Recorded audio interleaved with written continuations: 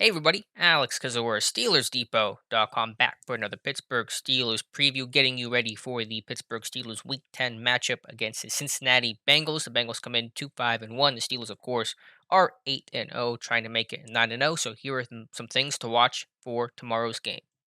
I think overall the Bengals are probably just a bit of an underestimated team. Obviously, the record at 2-5-1 does not look good, but this is a team that's playing better lately. It's been competitive in almost every single game. Four of their five losses this year have come by 5 points or less, and they beat the Titans, upset Tennessee in their last matchup before the bye week back in week number 8. And it's an offense averaging over 30 points per game in its last three. And obviously, things start with Joe Barrow, the number one pick of this past draft. I think he's doing a great job. I think they're giving him a lot of control of the offense, and he's not making a lot of mistakes. And he's got some good weapons to throw to. Whether you're talking Tyler Boyd, who's one of the top threats on third down, a great slot weapon, someone of course the Steelers know all too well. Local pit guy as well. AJ Green is playing better than where he started, and T Higgins, the rookie, is having a nice year and has kind of been a vertical threat for them, averaging over 14 yards per catch, the third most yards per reception of any rookie receiver in football. And so while he isn't a 4-3 type of receiver, the guy's been able to get vertical. So I think the passing game has really kind of come alive for them. It starts with the Burrow.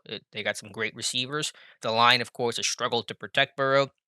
He's been sacked 28 times this season. That's tied for second most in football, only trailing the Eagles' Carson Wentz. And so, again, on paper, similar to the Cowboys last week, there is a run game that has to be stopped, but isn't the most intimidating in the world. It's not been incredibly successful, but it's a pass game that has some weapons and an offensive line that's struggling. So Pittsburgh has to do a better job of stopping the run this week. They should. They have to do a better job of getting pressure this week. They should. Again, there aren't any guarantees here, but we would imagine T.J. Watt on whoever the right tackle he's going to be facing. I'm not actually quite sure who it is because of the injuries the Bengals are dealing with. An interior defensive line, Hayward and Tuitt should play well. So on paper, the Steelers match up well in terms of the front seven versus the Bengals offensive line, but I am worried about those Bengals receivers because those guys can make plays.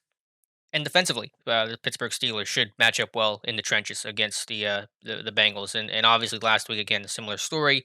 Coulda, woulda, shoulda. Things look good on paper. They have to execute though for sure. But the Bengals defense line has really been rough. I mean, Geno Atkins is not going to play in this game. He's become kind of a shell of himself.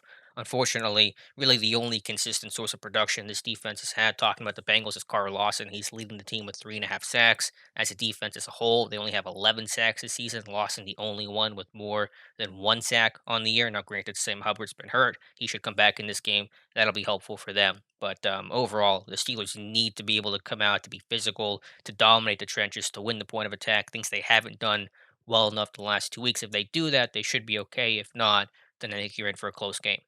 So to give my prediction for this game, I have the Steelers winning this one 26-17. I do think it'll be closer than maybe what some people think. Maybe Pittsburgh gets a late touchdown in there, but I don't think the Steelers will run away with this one. I mean, there's the potential because of the paper matchup, but I think the Bengals generally play the Steelers relatively tough, and the Bengals are a better team than what the record indicates. And so this is a tough AFC North division. I don't feel like there are any gimme easy games the way that there were when the Browns were terrible or when the Bengals were bad even last year. I think the Bengals have improved in a lot of ways. So don't overlook this team. This will be Burrow's first matchup against the Steelers and probably what'll be a long 10 plus year career with the Bengals and facing Pittsburgh twice a season. So I have Pittsburgh winning this one though, 26-17.